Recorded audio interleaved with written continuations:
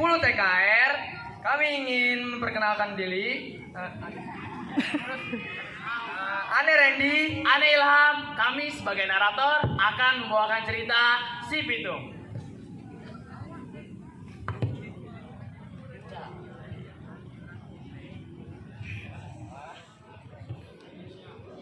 Si Pitung adalah seorang pemuda yang soleh dari Jakarta Barat. Orang tua Pitung merupakan salah. Orang tua Pitung menitipkan Pitung pada Haji Naipin untuk belajar agama dan bela diri. Waktu terus berlalu, si Pitung belajar dengan tekun dan menjadi pemuda yang pemberani. Desa tempat tinggal Pitung saat itu dikuasai oleh penjajah Belanda. Penduduk desa sering menjadi suruhan Belanda. Pada suatu hari di pasar,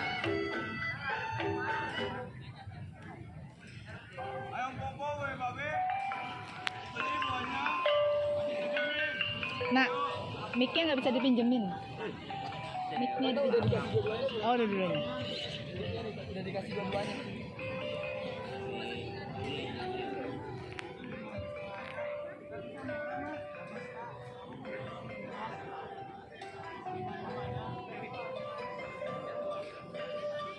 Nggak kedengeran ya? Mic-nya kasih satu kali ya? Mic-nya kasih satu, kamu gantian biar kedengeran. Nggak kedengeran suaranya. Kamu gantian mic-nya. Orang-orang sana sih para centeng mau ke pasar bang. Asli nggak sih bang? Beneran tuh, centeng mau pada ke pasar. Iya bang. Sementara itu di pasar, Centeng-Centeng Company sudah sampai di pasar.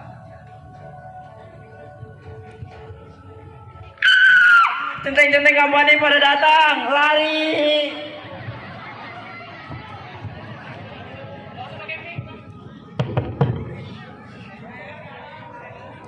Woi, para warga, bayar uang keamanan sekarang juga.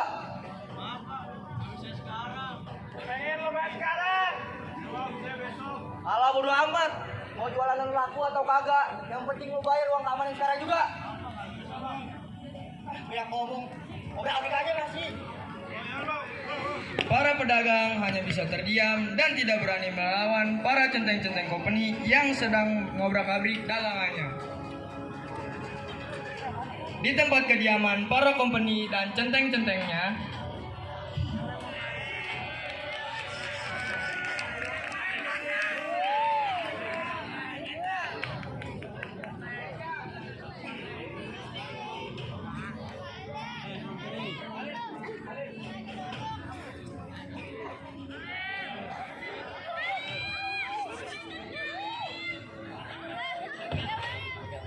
Woi, centeng!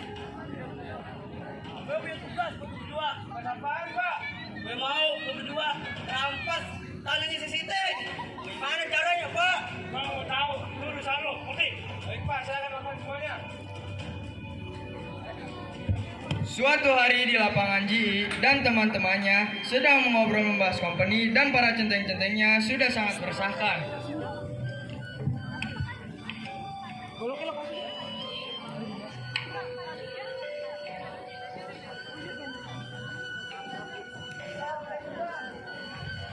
Assalamualaikum, Bang Ji. Waalaikumsalam. Bang, Ane punya info nih, Bang. Apa tuh? Ane dengar nih, di pasar tuh centeng-centeng sama company apa sama pabrik, Bang? Wah, lama-lama itu company makin berani. Bisa-bisanya mereka gobrak-gobrak pasar. Iya tuh, Bang. Kita nggak bisa tinggal diam aja nih, Bang. Ya bang, kayaknya kita harus nyusun rencana nih bang, buat ngabisin para company dan centeng-centengnya bang. Emang udah saatnya kita berontak dan ngelawan tuh company beserta centeng-centengnya. Iya tuh, Bang. Sementara itu di kediaman Positi, Positif.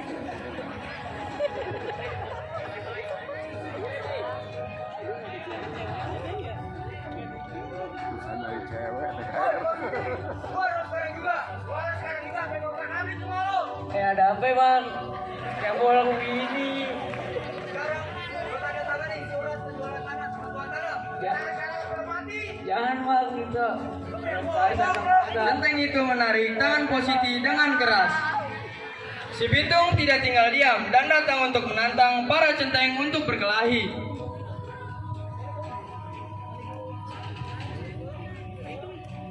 Woi, centeng kompeni. Jangan pernah lah sakit di sini. Siapa? Woi, Pitung. Lu nyari mati lo. Ayo. Perkalian antara centeng-centeng dan si Pitung pun tidak terelakkan.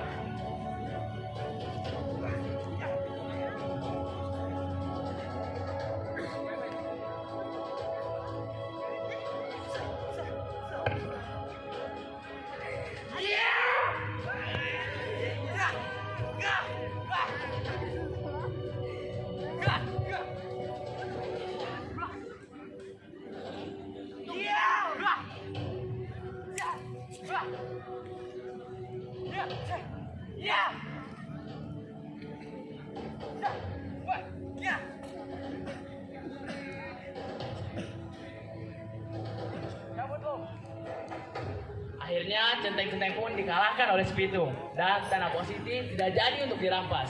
Masih itu, untung ada lu. Kalau nggak ada nggak tahu, Positif. Itu. Semakin hari penjajah Belanda semakin kejam kepada penduduk. Kompeni Belanda selalu berjaga membawa senjata. Penduduk pribumi semakin miskin dan semakin susah.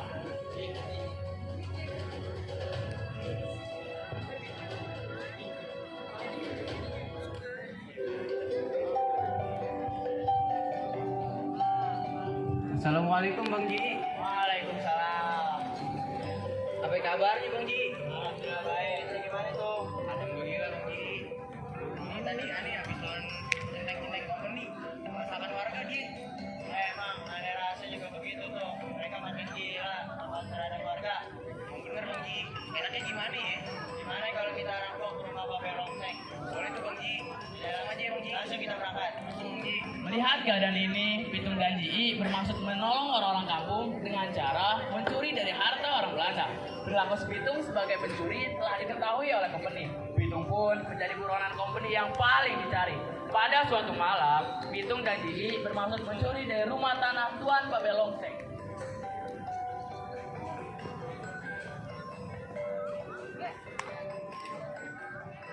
Woi, Bang Ji. Gue udah kompeninya. Lu masuk dari pintu samping ya. Yaudah, aneh masuk dari kanan, ambil harta rumah Babel Longseng, habis itu kita cabut. Langsung Bang Ji. Sambil mengendap-endap, Pitung mengeluarkan bunyi untuk mengalihkan perhatian kompeni.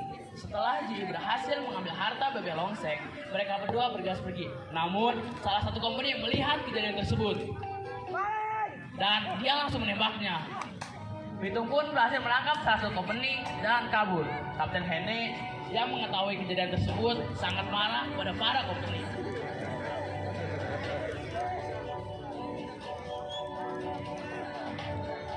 Hei kalian, sangat bodoh kalian. Menangkap si Pitung saja kalian tidak bisa. Tapi Pak, dia juga mempunyai senjata. Prajurit tidak berguna.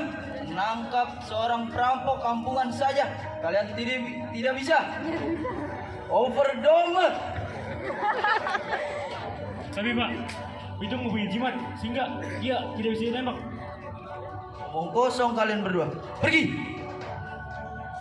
Mendengar penjelasan dari para kompeni, Kapten Hene memanggil Bangdul, seorang tahanan yang pernah menjadi teman baik si Pitung.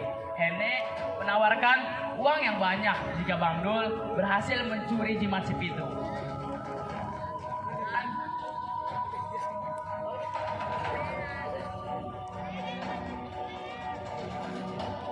Ada apa Tuan? Ini ada tugas buat kamu. Baik Tuan. Bangdul pun menyetujui persyaratan tersebut.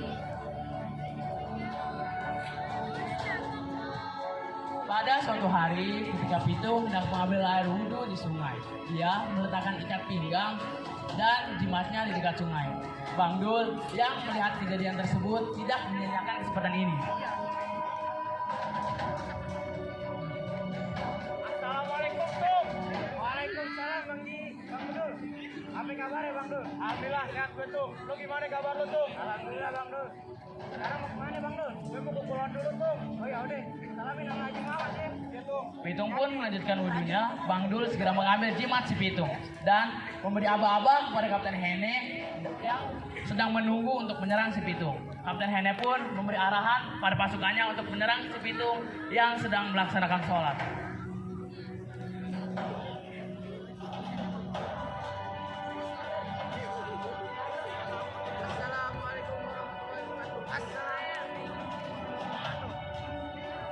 Pitung, menyerah kau. Kau sudah terkepung. Serang! Perkelahian antara Pitung dan Komedi pun terjadi. Kapten Hene memegang pistol lalu menembak Kau! Pitung. Biar saya yang tembak. Satu peluru lagi mengenai tepat pada dada si Pitung. Pitung pun tewas.